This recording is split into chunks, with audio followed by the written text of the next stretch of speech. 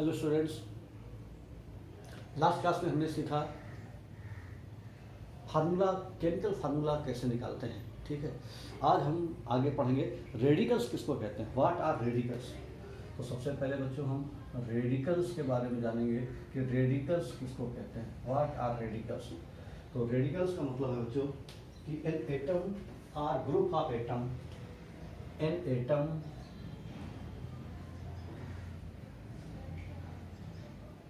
are group of atom, an atom are group of atom acting as a single unit,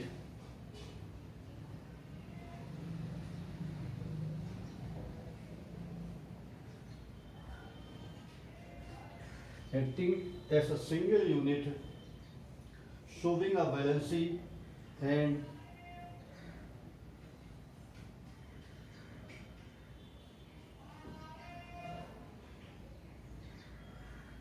showing a valency and maintaining its identity and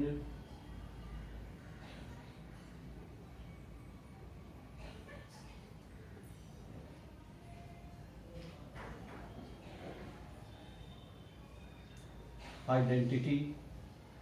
An atom or group of atom acting as a single unit showing a valency and maintaining its identity during a chemical reaction, during a chemical reaction,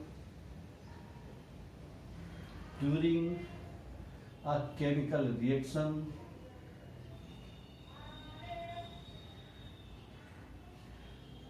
is known as radical, is known as radical.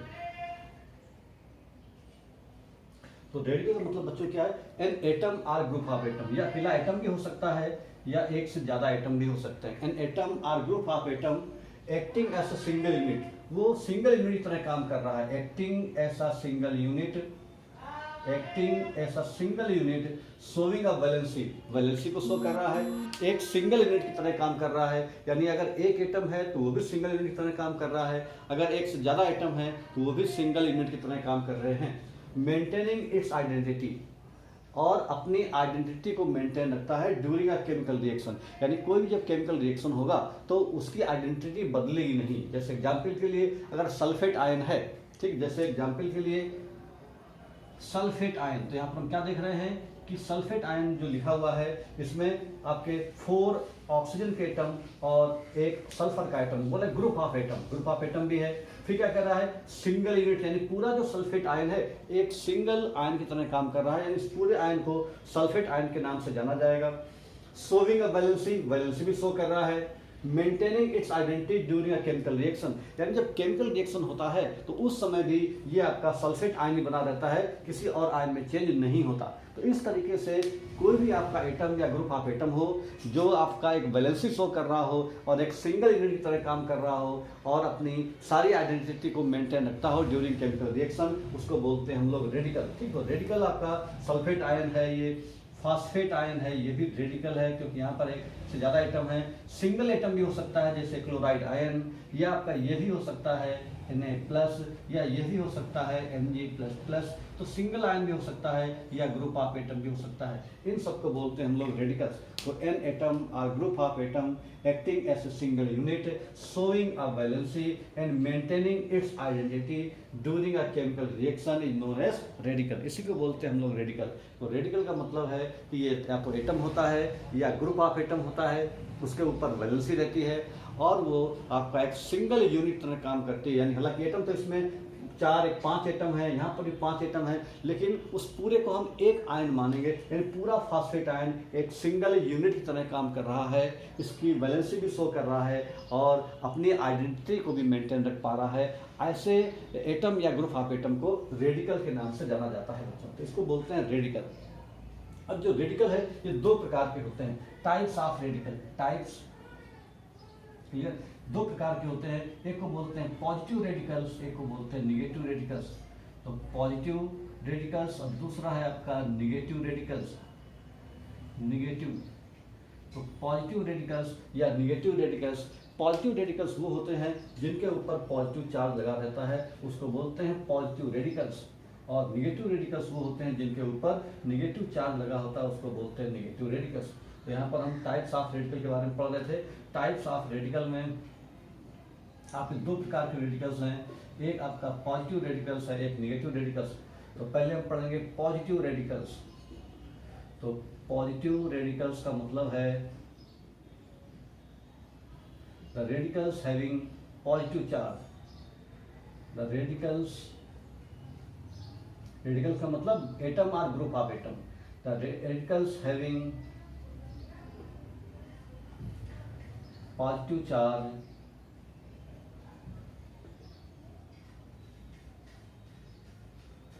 is known as positive radicals. Positive radicals जिनके ऊपर positive charge हो उनको बोलते हैं हम लोग positive radicals. जैसे example के लिए आपका सोडियम आयन कामा एल्युमिनियम आयन कामा अमोनियम आयन कामा H+ आयन ETC। तो ये सारे क्या हैं, इन सबको हम पॉजिटिव रेडिकल के नाम से जानते हैं। जिनके ऊपर पॉजिटिव चार्ज लगा हो उनको बोलते हैं पॉजिटिव रेडिकल्स। और ऐसे रेडिकल्स जिनके ऊपर निगेटिव चार्ज लगा रहता है उसको बोलते हैं हम लोग निगेटिव रेडिकल्स। दूसरा कैटेगरी है निगेटिव रेडिकल्स। तो निगेटिव रेडिकल्स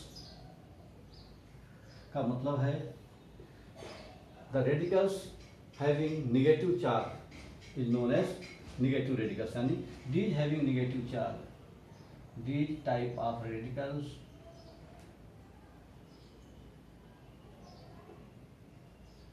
having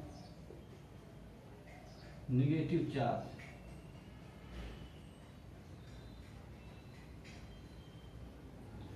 एग्जाम्पल के लिए जैसे आपका कार्बोनेट आयन निगेटिव चार्ज है इसके ऊपर, हाइड्रोक्साइड आयन निगेटिव चार्ज है इसके ऊपर, सिंगल भी हो सकता है जैसे Br- ये भी हो सकता है, I- ये भी हो सकता है, आर्जिलेट आयन C2O4- चार्ज ये भी हो सकता है। ऐसे बहुत सारे जो है वो आपके रेडिकल्स को निगेटिव रेडिकल के नाम से जाना जाता है। तो बहुत सारे रेडिकल्स पॉजिटिव रेडिकल्स हैं, जिनके ऊपर पॉजिटिव चार्ज होता है उसको बोलते हैं पॉजिटिव रेडिकल्स, और जिनके ऊपर निगेटिव चार्ज होता है उनको बोलते हैं निगेटिव रेडिकल्स। तो यहाँ पर ध्यान रखने वाली बात है कि पॉजिटिव रेडिकल्स और निगेटिव रेडिकल्स। पॉजिटिव जो रेडिकल्स है इनको हम बेसिक रेडिकल के नाम से भी जानते हैं। तो positive radicals are known as basic radicals. तो यहाँ पर ध्यान रखिए पॉजिटिव रेडिकल्स क्या है, निगेटिव रेडिकल्स क्या है। अब इसमें एक और बात सीख लेते हैं कि जो पॉजिटिव रेडिकल्स है इसको हम बेसिक रेडिकल्स के नाम से भी जानते हैं। तो यहाँ पर एक बात और ध्यान समझ सकते हैं कि positive radicals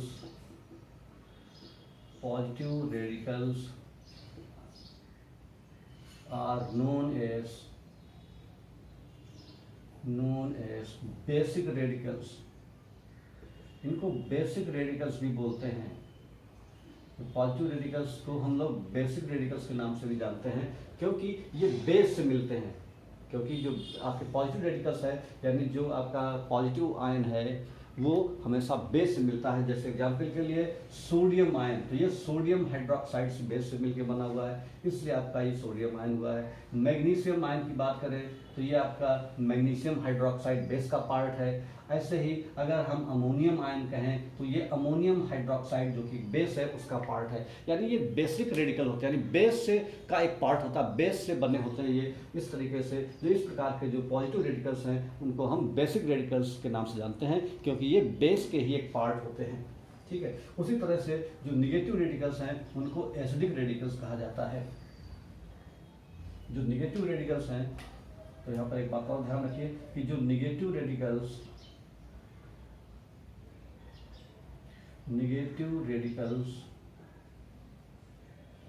are known as acidic radicals। जो आपके निगेटिव रेडिकल्स हैं वो एसिडिक रेडिकल्स कहे जाते हैं। क्यों? क्योंकि ये एसिड का पार्ट होते हैं। जैसे एग्जाम्पल के लिए अगर हम बात करें H+ तो ये आपका जैसे कि एसिडिक रेडिकल का मतलब जैसे कार्बोनेट आयन है, तो कार्बोनेट आयन ये क्या है, ये आपका कार्बोनिक एसिड का पार्ट है। ठीक है। उसी तरीके से सल्फेट आयन ये सल्फ्यूरिक एसिड का पार्ट है। ठीक है। सल्फ्यूरिक एसिड एक प्रकार का एसिड है, कार्बोनिक एसिड भी एसिड होता है। तो इस तरीके से ये आपके एसिड के पार्ट हैं। जैसे C2O4 माइनस ये ऑक्जिलेट आयन है, ये ऑक्जेलिक एसिड का एक पार्ट है। तो इस तरीके से जो निगेटिव रेडिकल है उनको हम एसिडिक रेडिकल के नाम से जानते हैं, और जो पॉजिटिव रेडिकल्स हैं उनको बेसिक रेडिकल के नाम से जानते हैं। ठीक, दोनों का नाम एक ही है। कई बार एग्जाम में पूछा जा सकता है कि what do you mean by basic radical. तो बेसिक रेडिकल्स का कह रहा है, इसका मतलब है ये पॉजिटिव रेडिकल्स की बात कर रहा है। बेसिक रेडिकल इसको इसलिए कहते हैं क्योंकि ये बेस का पार्ट होता है, और जो एसिडिक रेडिकल्स हैं उनको हम एसिडिक रेडिकल इसलिए कहते हैं क्योंकि वो एसिड का पार्ट होता है, इसलिए उसको हम एसिडिक रेडिकल के नाम से जानते हैं। तो बच्चों हमने रेडिकल के बारे में सीखा। रेडिकल क्या है? रेडिकल एक प्रकार का आयन ही है, वो एटम है या ग्रुप ऑफ एटम है जो एक सिंगल यूनिट की तरह काम करता है, अपनी आइडेंटिटी को केमिकल रिएक्शन के दौरान मेंटेन रखता है और एक वैलेंसी को शो करता है। या तो उसके ऊपर पॉजिटिव वैलेंसी होगी या उसके ऊपर नेगेटिव वैलेंसी होगी। अगर पॉजिटिव वैलेंसी होती है तो उसको बोलते हैं हम लोग पॉजिटिव रेडिकल्स, और नेगेटिव वैलेंसी होती है तो उसको बोलते हैं नेगेटिव रेडिकल्स। पॉजिटिव रेडिकल्स का एक दूसरा नाम और भी है बेसिक रेडिकल्स, और नेगेटिव रेडिकल्स का दूसरा नाम और भी है एसिडिक रेडिकल्स। तो बच्चों इस तरह से रेडिकल्स दो प्रकार के होते हैं, पॉजिटिव रेडिकल्स और नेगेटिव रेडिकल्स। तो बच्चों हमने केमिकल फार्मूला लिखना सीखा और रेडिकल्स के बारे में सीखा। इन्हीं रेडिकल्स की हेल्प से हम फार्मूला लिखते थे। ठीक है, रेडिकल्स पॉजिटिव भी है और निगेटिव भी है। अब हम इसके आगे बढ़ते हैं। अब एक और भी एक इम्पॉर्टेंट कॉन्सेप्ट है कि how atoms and molecules are calculated. How atoms and molecules are calculated. Clear? किस तरीके से हम एटम और मॉलिक्यूल को कैलकुलेट करते हैं। तो आज बच्चों हम इस बात पे थोड़ा सा पढ़ने वाले हैं कि एटम्स और मॉलिक्यूल्स जो है उनको कैसे हम लोग कैलकुलेट करते हैं और उनका वेट कैसे निकालते हैं। ठीक है, उनको उनका वेट और उनको कैसे हम कैलकुलेट करते हैं, ये बात हम सीखने वाले हैं। तो बच्चों सबसे पहले हम जानते हैं कि जो एटम है, एटम के बारे में हमने पढ़ा, चैप्टर ही हम वही पढ़ रहे हैं। एटम के बारे में पढ़ा हमने और मॉलिक्यूल के बारे में भी सीखा। एटम और मॉलिक्यूल के बारे में हम पहले पढ़ चुके हैं इसी चैप्टर में ही। तो एटम बच्चों क्या होता है? ये स्मॉलेस्ट टाइनी पार्टिकल्स होते हैं। स्मॉलेस्ट बहुत छोटे छोटे होते हैं।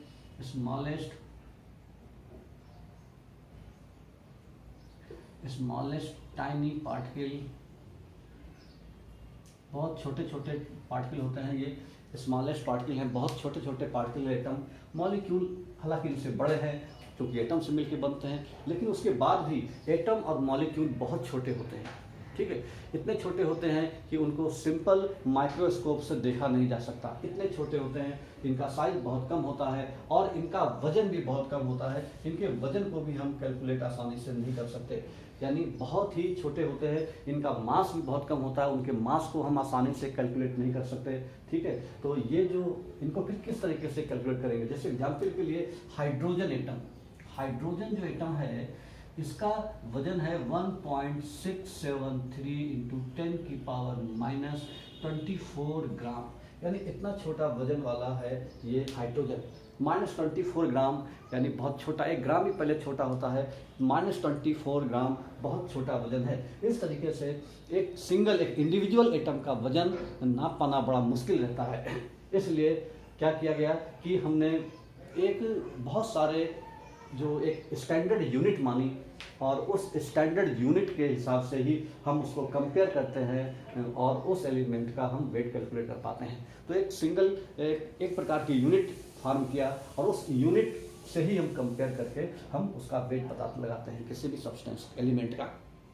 तो सबसे पहले बच्चों यहाँ पर जो साइंटिस्ट लोगों ने जो यूनिट रेफरेंस यूनिट बनाई उसी से कंपेयर करते हैं। तो रेफरेंस यूनिट बनाई वो हाइड्रोजन को बनाया, यानी हाइड्रोजन के एक एटम से कंपेयर करके ही हम किसी एटम के मास को कैलकुलेट करते थे। ठीक है, जैसे कि हाइड्रोजन, जैसे मान लीजिए एग्जाम्पल के लिए सोडियम है, सोडियम का वजन मान लीजिए 23 ग्राम, 23 है, 23 MU है। तो अब इसका मतलब ये हुआ कि हाइड्रोजन से 23 टाइम्स हैवियर है, यानी इसका मतलब ये हुआ कि सोडियम हाइड्रोजन जैसे 23 एलिमेंट से मिलकर बना है। एग्जाम्पल के लिए मान लीजिए हमारे पास हीलियम है, तो हीलियम का मास है आपका 4, तो इसका मतलब ये हाइड्रोजन के 4 एटम के बराबर है, यानी हाइड्रोजन के 4 एटम से मिलकर के बना है, यानी इसका वजन उतना ही है जितना 4 हाइड्रोजन एटम का है। तो शुरू में हाइड्रोजन को एक स्टैंडर्ड यूनिट माना गया और उससे कंपेयर करके हम किसी भी एलिमेंट का जो मास निकालते थे उसको हम बोलते थे रिलेटिव एटॉमिक मास। ठीक है, तो इस तरह से हाइड्रोजन को यूनिट माना गया। लेकिन दिक्कत तब हुई कि बहुत सारे जो एलिमेंट हैं उनमें उनके आइसोटोप्स मिलने लगे। शुरू में आइसोटोप्स के बारे में जानकारी नहीं थी। जब आइसोटोप्स मिलने लगे तो इसका मतलब ये हुआ कि तब उन एलिमेंट का जो एटॉमिक मास है वो फ्रैक्शन में भी आने लगा। फ्रैक्शन का मतलब पॉइंट में भी आने लगा। जैसे कि क्लोरीन का एटॉमिक मास होता है 35.5। तभी दिक्कत आई कि हाइड्रोजन का जो एटॉमिक मास है, क्लोरीन का एटॉमिक मास अगर 35.5 है तो क्लोरीन या तो हाइड्रोजन से अगर कंपेयर करेंगे तो या 35 एटम से मिलकर बना होगा या फिर 36 एटम से मिलकर बना होगा। 30.5 हाइड्रोजन एटम कैसे हो सकते हैं? एटम तो पूरा ही होगा, आधा एटम कैसे होगा? इसलिए इस तरह का जो कॉन्सेप्ट है, हाइड्रोजन जो यूनिट है वो फेल हो गई और एक नई यूनिट आई, उसको ऑक्सीजन यूनिट भी में भी कुछ कमियां थी और ऑक्सीजन की जो यूनिट भी फेल हो गई। तो आज की डेट में हम जो कंपेयर करते हैं जिस यूनिट को, उसको बोलते हैं कार्बन 12। ठीक है, कार्बन 12 क्या चीज़ है? कार्बन एक प्रकार का एलिमेंट है। कार्बन जैसे हाइड्रोजन है, हीलियम है, लिथियम है। कार्बन 12 का मतलब कार्बन का एक आइसोटोप्स। अब आइसोटोप्स क्या होते हैं, आइसोटोप्स के बारे में हम जानकारी कर लेते हैं, तब फिर आपको और भी बात क्लियर होगी। तो सबसे पहले व्हाट आर आइसोटोप्स? आइसोटोप्स का मतलब है आइसोटोप्स का मतलब है the same elements having the elements having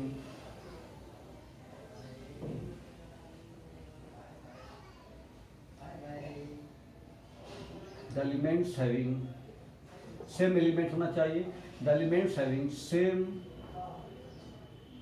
atomic number but different mass number but different mass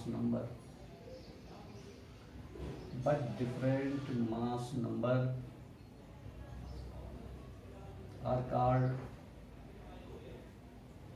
isotopes। इनको बच्चों आइसोटोप्स कहते हैं। ठीक है, आइसोटोप का जैसे एग्जाम्पल के लिए हाइड्रोजन के isotopes of hydrogen.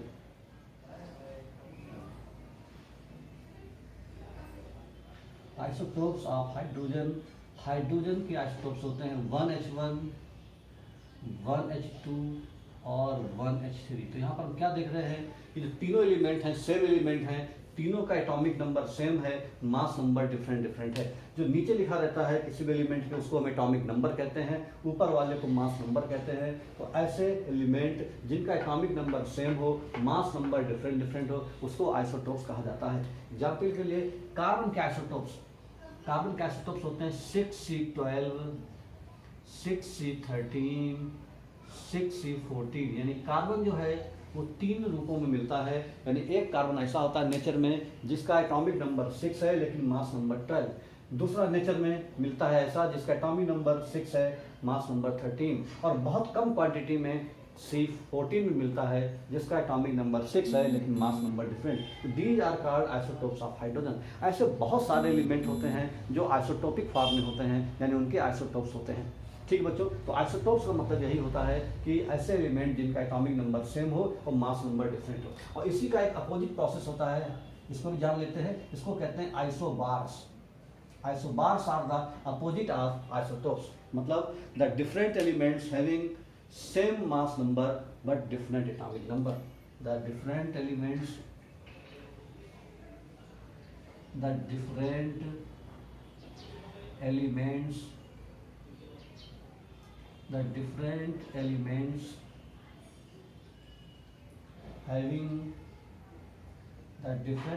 having same mass number but different atomic number। इसका opposite different atomic number are known as isobars. तो ऐसे एलिमेंट जिनका एटॉमिक नंबर डिफरेंट हो लेकिन मास नंबर सेम हो, उनको हम आइसोबार्स के नाम से जानते हैं, जो कि आइसोटोप्स का अपोजिट था। तो आइसोबार का मतलब है जिनका मास नंबर सेम हो। जैसे एग्जाम्पल के लिए आइसोबार्स के एग्जाम्पल हैं जैसे कैल्शियम एंड आर्गन। तो कैल्शियम और आर्गन दोनों का मास नंबर 40-40 होता है, लेकिन इसका एटॉमिक नंबर 80, इसका एटॉमिक नंबर 20। तो इस तरीके के जो स्पेसीज हैं उनको हम आइसोबार्स के नाम से जानते हैं। तो आइसोबार्स का मतलब है the elements having same mass number different atomic number isobars. बच्चों इस तरीके से जो ये आइसोबार्स हैं, आइसोबार्स जो है अपोजिट होते हैं आइसोटोप्स के। तो यहाँ पर जो हम बात बताने जा रहे हैं कि जो आपका एलिमेंट हैं उनका मास किस तरीके से हम कैलकुलेट करते हैं, इसके लिए एक प्रकार की यूनिट का हेल्प लेते हैं। पहले वो यूनिट थी हाइड्रोजन, फिर हुई वो ऑक्सीजन, और आज की डेट में वो यूनिट है कार्बन। ठीक है, कार्बन कौन सा? कार्बन के 3 आइसोटोप्स होते हैं, उसमें 6C12 जिसका मास नंबर 12 था वो वाले कार्बन से मतलब कंपेयर किया गया, क्योंकि कार्बन मोस्टली चीज़ों में होता है, इसलिए कार्बन जो यूनिट है वो ज़्यादा सही थी। और ये 1961 में इसको अडॉप्ट किया गया इंटरनेशनली, पूरे दुनिया में इसी से कंपेयर करते हैं। तो यानी जो C6 आपका जो कार्बन 12 है इसको यूनिट मानते हैं, C12 ऐसे यूनिट, और जो इसका वजन है ये करीबन 1 AMU माना गया। तो इस तरीके से हम C16 जो आपका ये है इससे कैलकुलेट करके हम किसी भी एलिमेंट का मास निकालते हैं। अब यहाँ पर एक शब्द है एटॉमिक मास यूनिट, यानी एटॉमिक मास यूनिट क्या होता है? Atomic mass unit, atomic mass unit, the atomic mass unit is equal to 1/12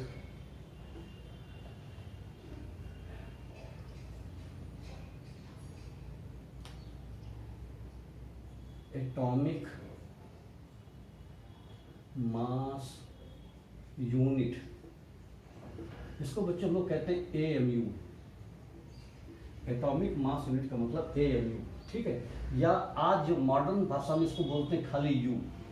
तो U या AMU एक ही बात है, आज इसको U कहते हैं, AMU पहले लिखा जाता था।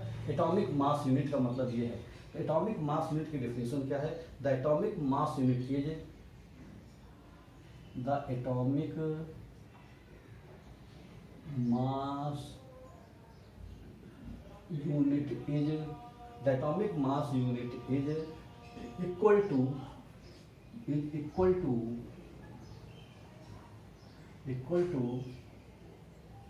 1/12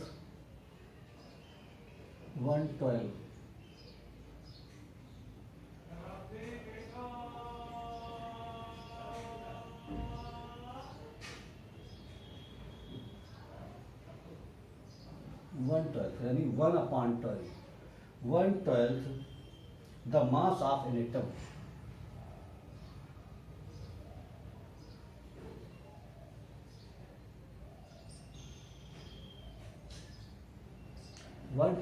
the mass of an atom of carbon 12,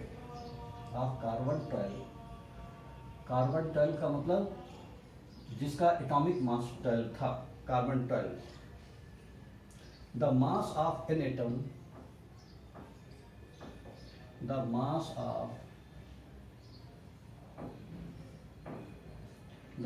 of an atom, the mass of one atom of carbon 12 isotope, the mass of n atom of carbon 12 isotope was given the mass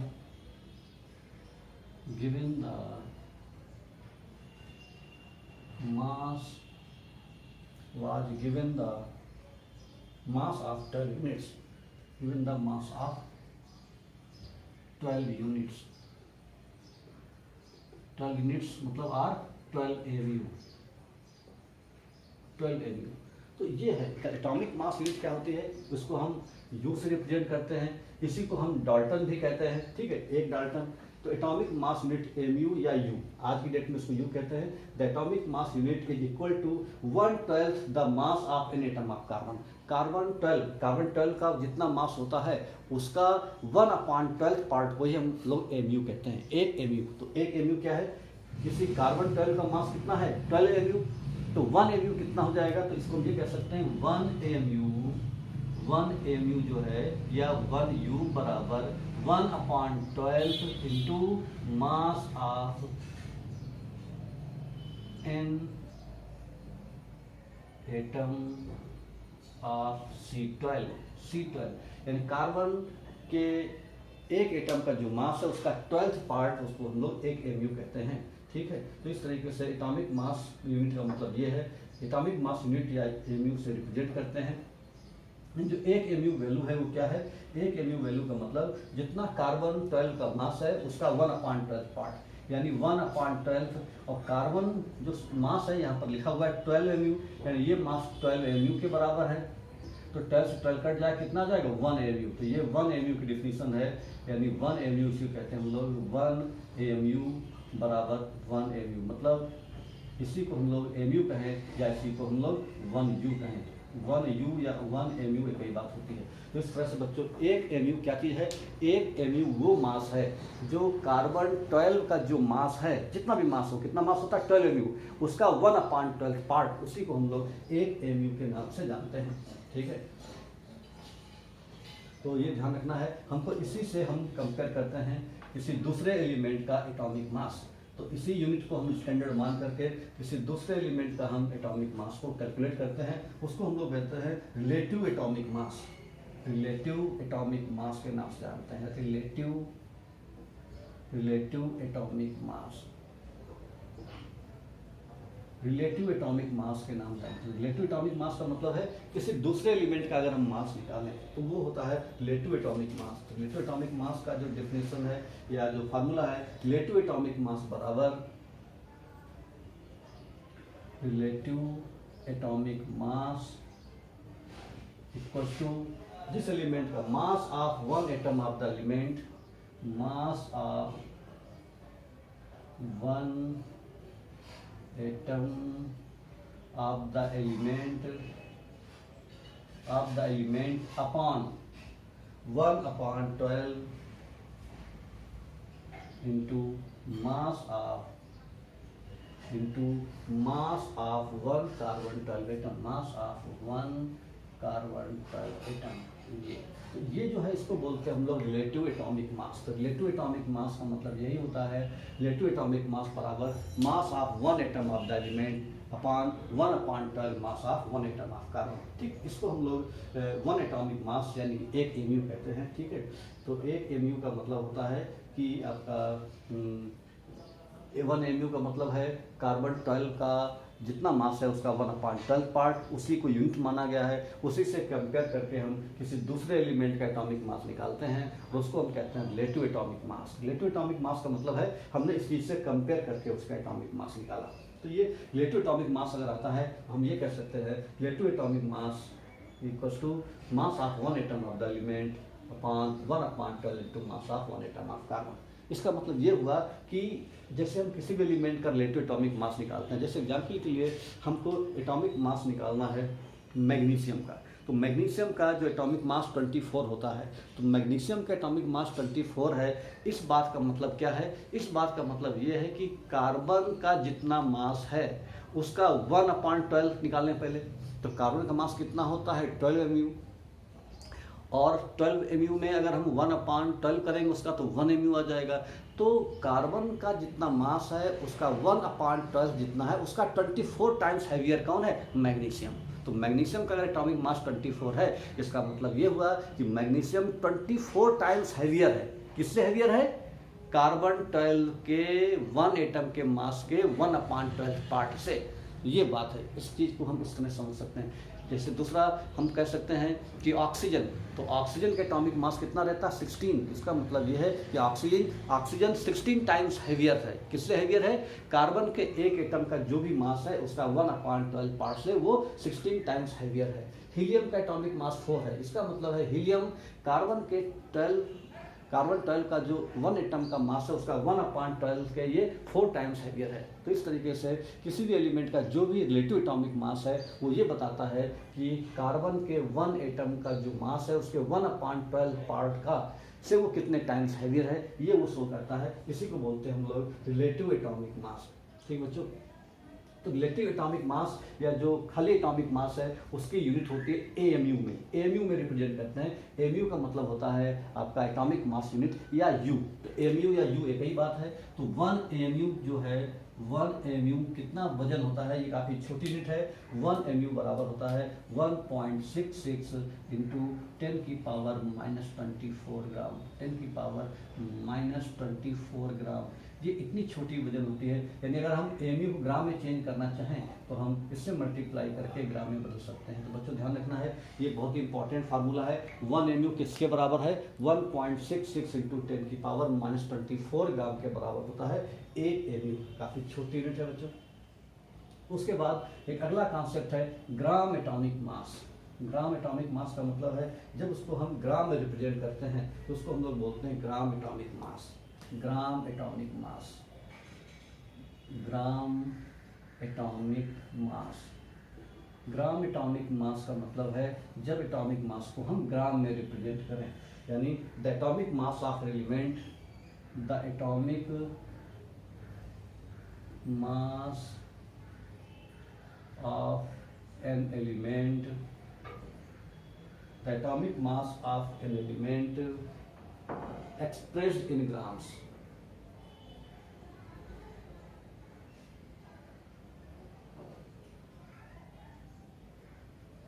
expressed in grams is called gram atomic mass, is called gram atomic मास। इसी को हम लोग ग्राम atomic मास कहते हैं। यानी अगर हम जो एटॉमिक मास है उसको हम ग्राम में रिप्रेजेंट करें तो उसको हम लोग बोलते हैं gram atomic mass of the element. तो gram atomic mass of the element, इसी को हम लोग इसी को हम लोग ये भी कह सकते हैं gram atom. It is also called gram atom. Gram atom भी कहा जाता है। तो ग्राम एटम कहें या हम कहें कि ग्राम atomic mass of the element, दोनों का मतलब एक ही है। यानी अगर हम किसी भी एलिमेंट का जो एटॉमिक मास है उसको अगर हम ग्राम में रिप्रेजेंट कर दें तो उसको हम लोग बोलते हैं ग्राम एटॉमिक मास। जैसे एग्जाम्पल के लिए सोडियम का एटॉमिक मास है, सोडियम एलिमेंट है ये। सोडियम का एटॉमिक नंबर 11, मास नंबर 23। तो अगर हम ये कहें कि सोडियम का जो एटॉमिक मास 23 है तो ये खाली एटॉमिक मास है। लेकिन अगर हम इसको ग्राम में लिख दें तो उसको बोलते हैं ग्राम एटॉमिक मास। तो gram atomic mass of sodium, तो gram atomic mass of sodium will be 23 gram. तो 23 ग्राम का मतलब है आपका gram atomic mass of sodium. ठीक है, ग्राम एटॉमिक मास जो है उसी को हम लोग क्या बोलते हैं, ग्राम एटम के नाम से जानते हैं। ठीक है, और अगर हमको नंबर ग्राम एटम की निकालना हो तो नंबर जो है वो आपका होता है कि नंबर ऑफ ग्राम एटम बराबर। तो ये बच्चों अगर हमको नंबर निकालना है तो हमको एक फार्मूला लगाना पड़ता है, नंबर ऑफ ग्राम एटम बराबर मास ऑफ द एलिमेंट, जो भी एलिमेंट है मास ऑफ द एलिमेंट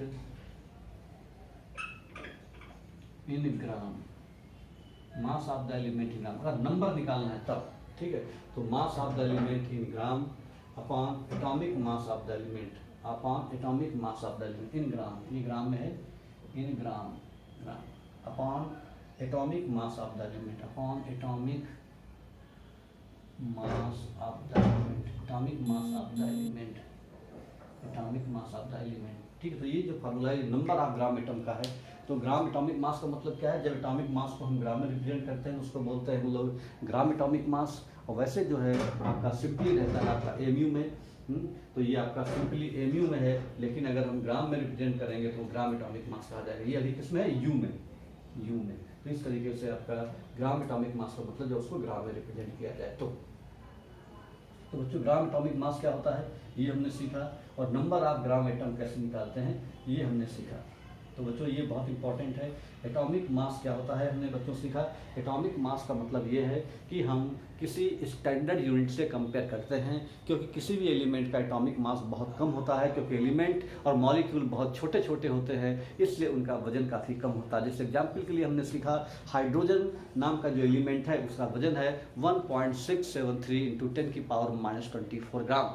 इतना छोटा वजन का है, तो उसको कैलकुलेट करने में बहुत दिक्कत होती है, बहुत डिफिकल्टी रहती है। इसलिए इस तरह का जो एलिमेंट है जिनका एटम है उनका मास कैलकुलेट करने के लिए हमने एक यूनिट का हेल्प लिया। ऐसी यूनिट को हम लोग बोलते हैं रेफरेंस यूनिट। शुरू में रेफरेंस यूनिट थी हाइड्रोजन, बाद में रेफरेंस यूनिट हुई ऑक्सीजन। कुछ रीजन की वजह से, कुछ कारणों की वजह से ये ऑक्सीजन और हाइड्रोजन यूनिट पूरी तरह से फुलफिल कंडीशन नहीं कर पाई, इसलिए एक नई यूनिट ली गई है 1961 में इंटरनेशनली ली गई यूनिट, यानी पूरी दुनिया में यही यूनिट मान है। और वो क्या थी, कार्बन 12। कार्बन 12 यानी कार्बन 12 का मतलब कार्बन का 3 आइसोटोप्स होते हैं जिनका एटॉमिक मास होता है 12, 13 और 14। तो हमको 12 वाले एटॉमिक मास को ही हमने यूनिट माना, और उसी से कंपेयर करके हम दूसरे एलिमेंट का एटॉमिक मास निकाल सकते हैं। तो दूसरे एलिमेंट का जो एटॉमिक मास निकाला जाता है उसको बच्चों कहते हैं रेफरेंस एटॉमिक मास। तो रेफरेंस एटॉमिक मास बराबर फार्मूला क्या होता है कि मास of an element upon 1/12 into mass of 1 atom of carbon. तो इस तरीके से आपका रिलेटिव एटॉमिक मास क्या होता है। और उसके बाद में ग्राम एटॉमिक मास किसको कहते हैं, जब एटॉमिक मास को हम ग्राम में रिप्रेजेंट करते हैं, जब ग्राम में एक्सप्रेस करते हैं, तो उसको हम बच्चों कहते हैं ग्राम एटॉमिक मास। इतनी बात हमने बच्चों सीखी। उसके बाद में ऐसे ही आपका रिलेटिव मोलिकुलर मास, जिस तरीके से हम एटॉमिक मास निकालते थे वैसे ही हम मोलर मास भी, मोलिकुलर मास भी निकालेंगे। रिलेटिव मोलिकुलर मास,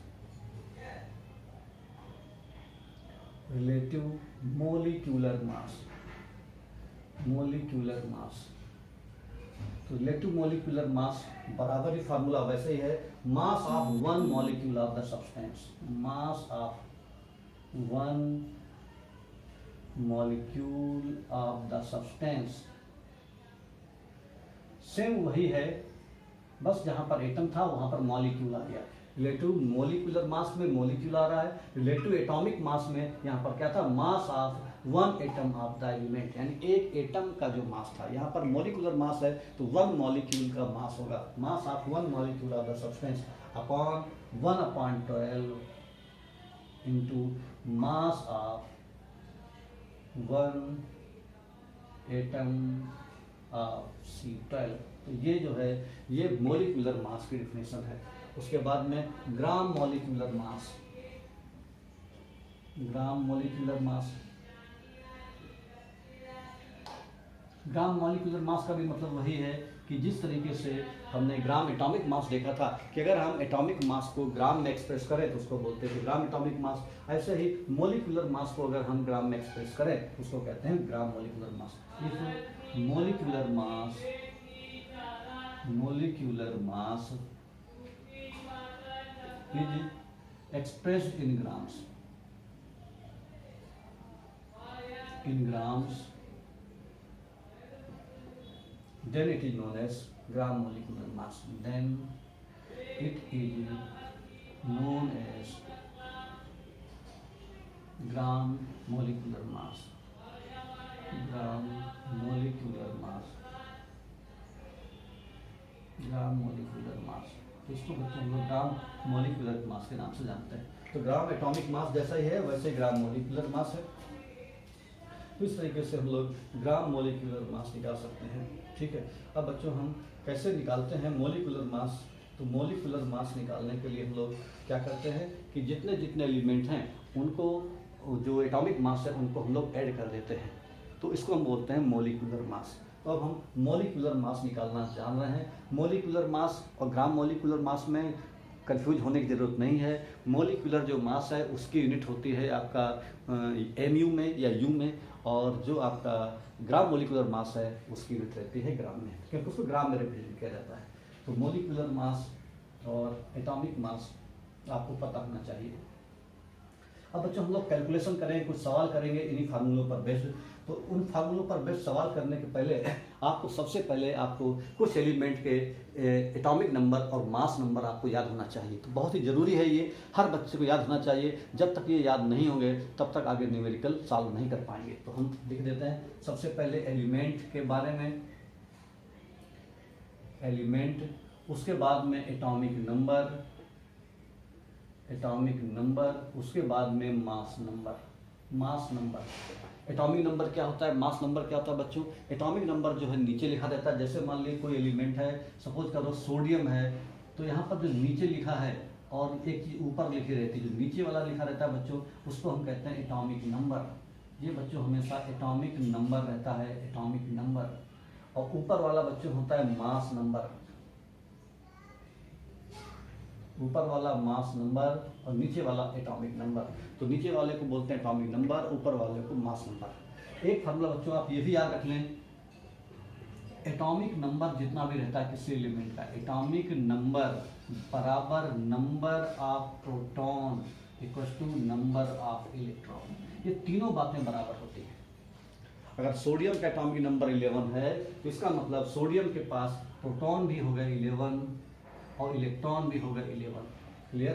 तो एटॉमिक नंबर भी उसका 11 है, इसलिए प्रोटॉन और इलेक्ट्रॉन तीनों आपस में बराबर होंगे। तो एक फार्मूला आपको याद रखना है।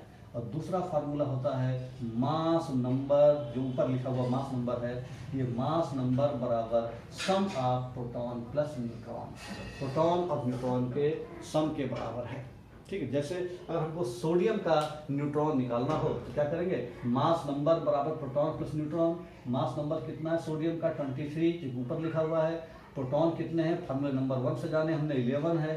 तो इस तरीके से हम किसी भी एलिमेंट में न्यूट्रॉन कितने होंगे ये हम कैलकुलेट करके बता सकते हैं। 23 माइनस 11 बराबर आंसर आ जाएगा कितना, 12। यानी इस तरह से सोडियम के पास 12 न्यूट्रॉन है। तो ये चीज़ ध्यान रखना है कि एटॉमिक नंबर हमेशा नीचे वाला रहता है, मास नंबर हमेशा ऊपर वाला रहता है। जितना किसी भी एलिमेंट का एटॉमिक नंबर है उतने ही प्रोटॉन रहते हैं, हमेशा उतने ही इलेक्ट्रॉन रहते हैं।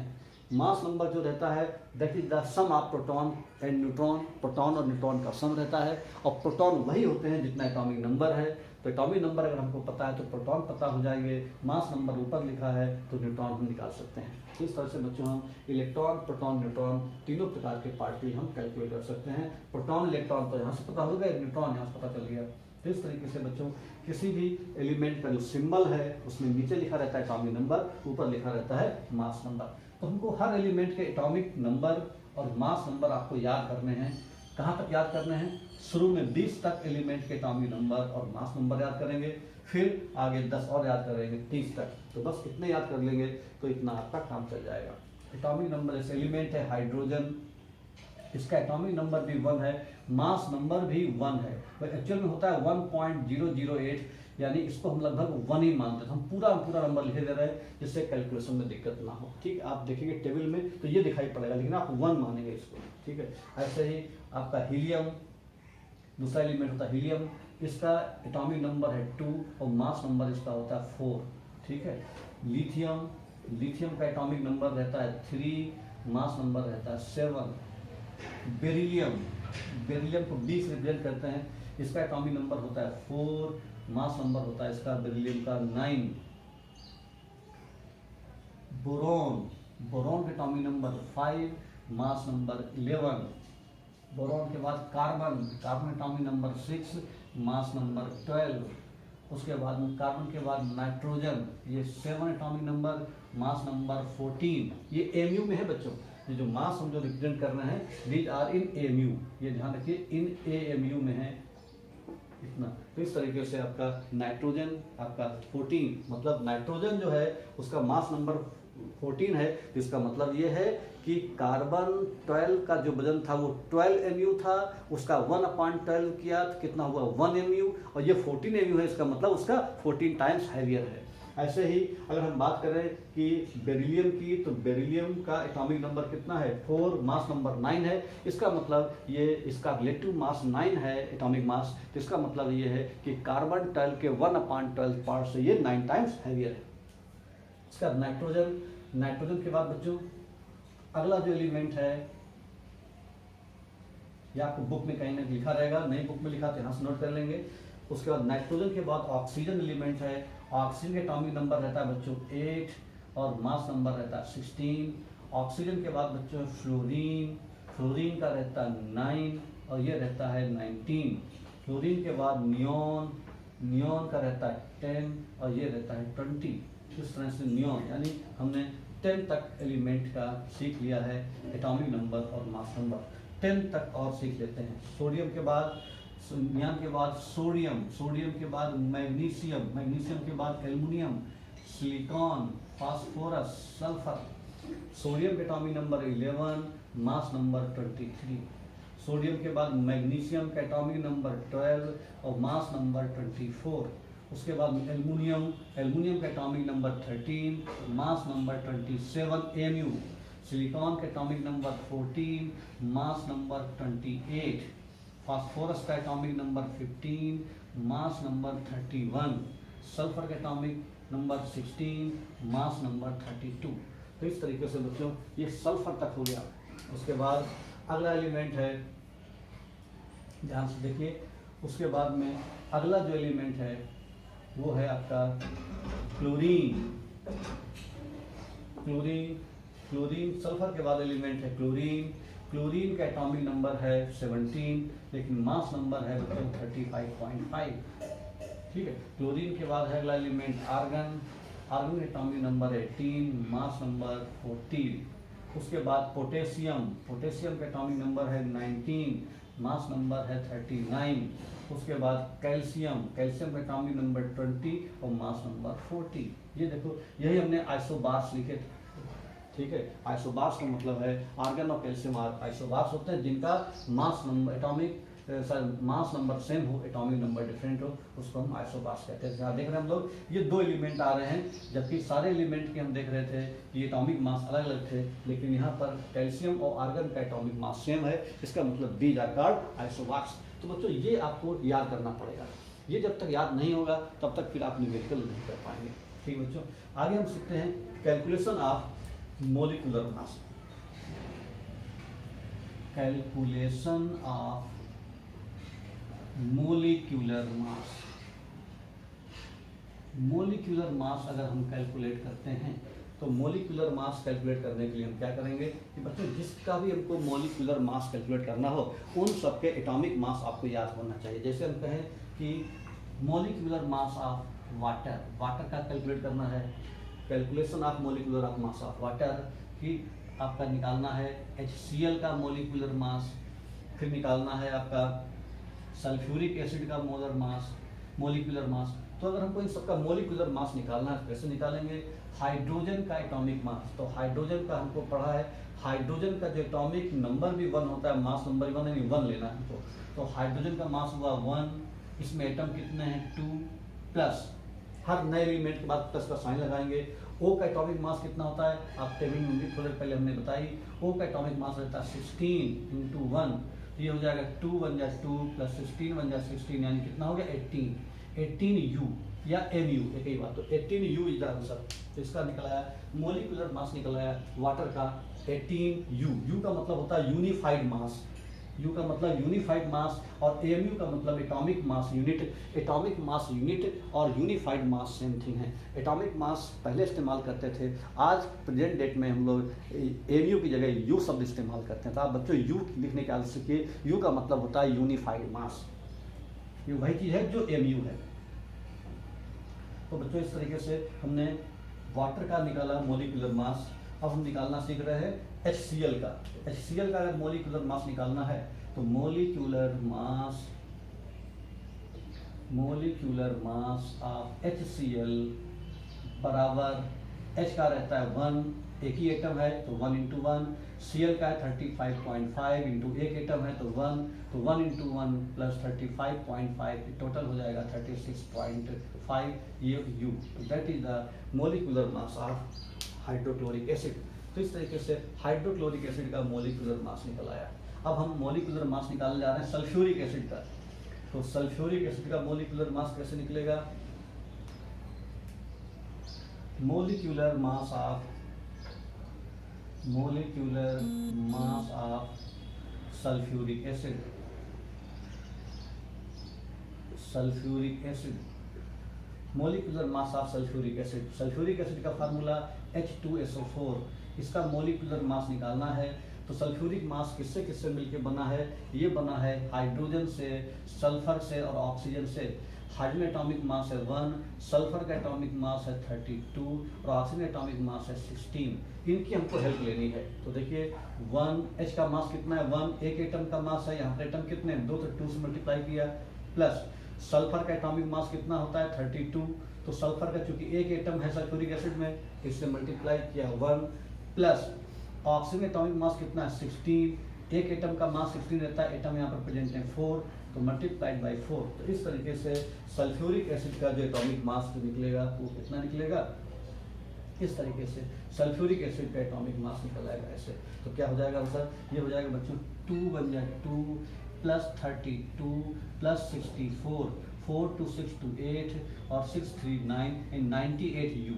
तो इस तरीके से आपका मोलिकुलर मास निकल आएगा सल्फ्यूरिक एसिड का 98 U is the molecular mass of sulphuric acid. ऐसे हम और भी बहुत सारे कंपाउंड के मोलिकुलर मास निकाल सकते हैं। तो बच्चों हम आप देखिए कैसे कैसे हम कर रहे हैं, ये समझिए, क्योंकि आपको करना है ये बहुत सारे क्वेश्चंस, जितना ज़्यादा क्वेश्चंस करेंगे आपको उतना बढ़िया प्रैक्टिस होगी। लेकिन उसके लिए सबसे पहले आपको एटॉमिक मास आपको याद करने रहेंगे, क्योंकि एटॉमिक मास नहीं याद होंगे तो फिर हम कैसे लिखेंगे, ठीक है। अब हम दूसरे कंपाउंड बनाना, जिससे calculate the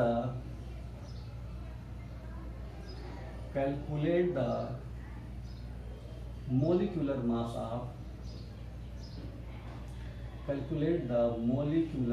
mass of calcium hydroxide. अब देखो यहाँ पर ये भी आ गया 4 ट्वाइस।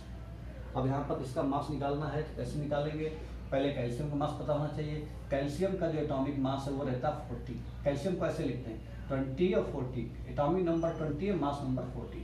तो 40 प्लस 2 आउट ऑफ ब्रैकेट, तो इसको यहाँ ऐसे लिख लें, ब्रैकेट के अंदर O और H है, तो O का मास कितना है 16, H का कितना है 1, तो ये हो जाएगा पहले 40 प्लस 2, 16 1 17 को मल्टीप्लाई किया 2 से, तो 40 प्लस 34, ये हो जाएगा आपका 74 U या AU। इस तरह से कैल्शियम हाइड्रोक्साइड का मोलिकुलर मास निकल आया 74 MU या U। ठीक बच्चों, MU U में कोई फर्क नहीं है, बस पुराना में फर्क है, पहले MU से रिप्रेजेंट करते थे, अब U से रिप्रेजेंट करते हैं। तो इस तरीके से आपका मोलिकुलर मास निकला है कैल्शियम हाइड्रोक्साइड का इतना। उसके बाद बच्चों थोड़ा बड़ा बताते हैं, जैसे कि आपका एल्युमिनियम सल्फेट का निकालना है हमको molar mass. Calculate the molecular mass of aluminium sulphate, ठीक है।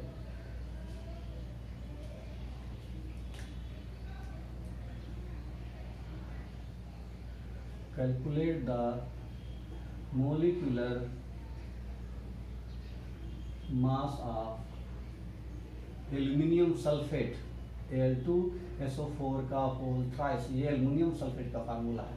इसका अगर हमको मास निकालना है मोलिकुलर मास, तो कैसे निकालेंगे, तो सबसे पहले देखिए एल्युमिनियम का एटॉमिक मास होता है 27 इंटू 2 एटम है, 2 लिख दिया, प्लस SO4 यानी सल्फर पूरा 3 आउट ऑफ ब्रैकेट, सल्फर के 3 एटम थे टोटल मिला करके, यहाँ पर होल थोड़ा, इसका मतलब 3 एटम है, तो सल्फर के एक एटम का वजन है 32 प्लस O4 है, तो 16 इंटू 4 कर दिया हमने ऐसे, और 3 आउट ऑफ ब्रैकेट कर दिया, ठीक, क्योंकि पूरा होल थ्राइस है। होल थ्राइस का मतलब कि जो सल्फेट आयन है इसका 3 टाइम्स निकालना हमको, तो ये हो जाएगा 27 इंटू 2 प्लस 3, पहले ब्रैकेट के अंदर का चीज सॉल्व करेंगे, 32 प्लस 16 4 जा 64, ये कर दिया। अब इसको और आगे सॉल्व करेंगे तो ये हो जाएगा 27 इंटू 2, ये हो जाएगा 54 प्लस 3 आउट ऑफ ब्रैकेट, ये हो जाएगा 4 2 6 और 6 3 9 96 हो गया। अब इसको मल्टीप्लाई कर देंगे तो 54, 3 6 जा 18, कैरी ओवर 1 3 9 जा 27 128, ये आ गया।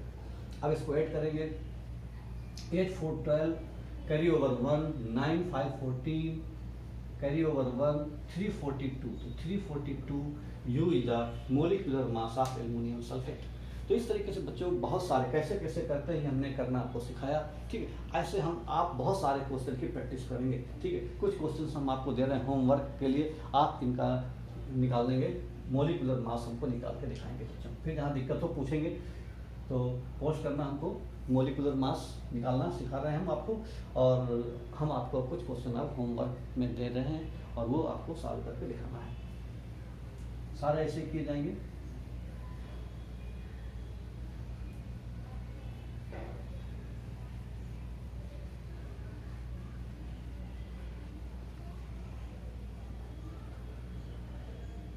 ये आपका होमवर्क है।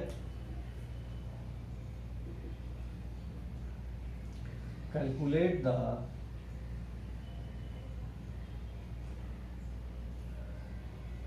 molecular mass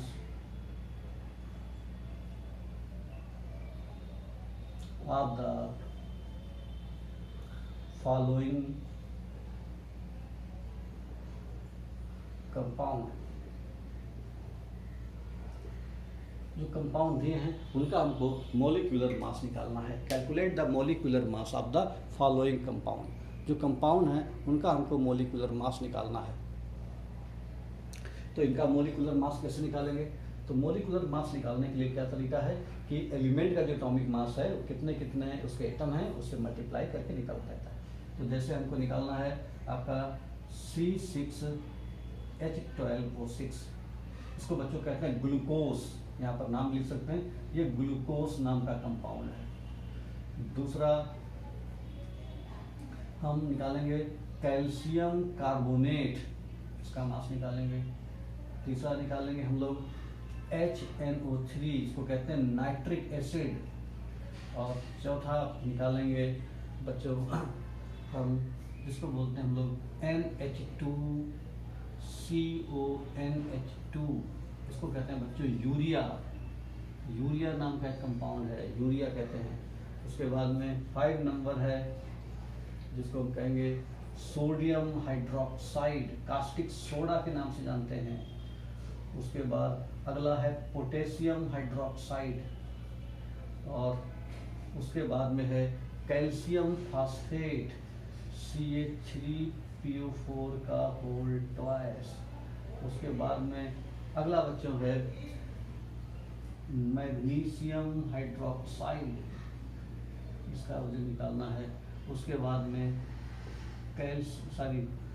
कैल्शियम क्लोराइड ये निकालना है। और उसके बाद निकालना है सोडियम कार्बोनेट निकालना है। तो इस तरीके से बच्चों ये आपके 10 आपके जो एलिमेंट हैं कंपाउंड हैं उन कंपाउंड का हमको मोलिकुलर मास निकालना है। इसके लिए सारे एलिमेंट के हमने एटॉमिक मास लिखाए हुए हैं, सोडियम का, ऑक्सीजन का, हाइड्रोजन का, पोटेशियम का, ये सारे एलिमेंट के एटॉमिक मास हमने बताए हुए हैं। ठीक है, फिर भी अगर कोई ऐसा लग रहा है आपको नहीं पता है तो आप उसको बुक में देख सकते हैं या हमसे पूछ सकते हैं। तो इस तरीके से इन एलिमेंट का हमको मोलिकुलर मास इस तरीके से निकाला जाता है बच्चों। ठीक बच्चों, तो मोलिकुलर मास इस तरीके से निकाला जाता है। अगली क्लास में हम बताएंगे कुछ और कंपाउंड के और कुछ डिफिकल्ट कंपाउंड के मोलिकुलर मास निकालना। फिर उसके बाद में हम मोल कॉन्सेप्ट पढ़ाएंगे कि आखिर मोल का मतलब क्या है, मोल किसको कहते हैं और उससे रिलेटेड क्वेश्चंस कैसे सॉल्व करते हैं। ठीक बच्चों, थैंक यू।